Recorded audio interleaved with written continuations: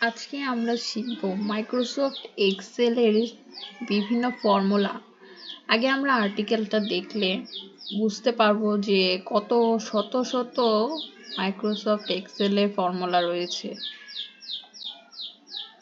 তারপর আমরা না হয় প্র্যাকটিক্যাল করে বুঝতে পারবো এক্সেল সম্পর্কে। আমরা আগে আর্টিকেলগুলো পড়ে একটু বেসিক ধারণা নিয়ে নিই, ঠিক আছে? আমরা আগেই জানি যে ফর্মুলার মধ্যে অনেক ধরনের সাম তারপর হচ্ছে সাম ইফ সিনটেক্স, তারপর হচ্ছে সিনটেক্সে যে কিভাবে এভারেজ করা যায়, তারপর কাউন্ট করা।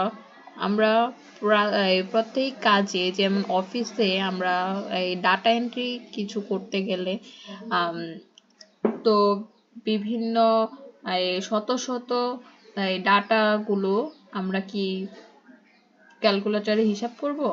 না, হিসাব তো করবো না।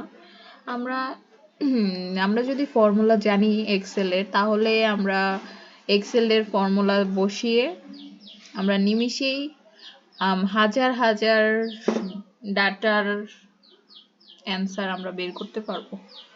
তো আমরা দেখে নিই আগে যে ফর্মুলার মধ্যে কি কি সূত্র আছে। সাম হচ্ছে, আমরা জানি, যোগফল নির্ণয়ের সূত্র। সাম দ্বারা সেলের মাধ্যমে থাকা সংখ্যার যোগফল নির্ণয় করা হয়।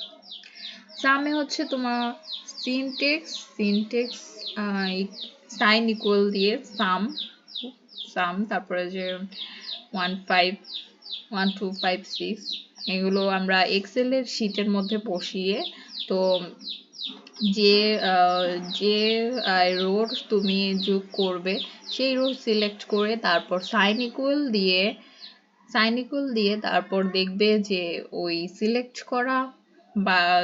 করা যে কাউন্ট গুলো আছে ওগুলো অটোই কাউন্ট হয়ে যাবে। যেমন A1 এ যদি 1 থাকে, তারপর A2 তে যদি 2 থাকে, A3 তে যদি 5 থাকে, A4 এ যদি 6 থাকে, তো এই সাইন ইকুয়াল দিয়ে সাম, তারপর এটা সিলেক্ট হয়ে যাবে, তারপর এখানে ইকুয়ালি এসে পড়বে আর কি।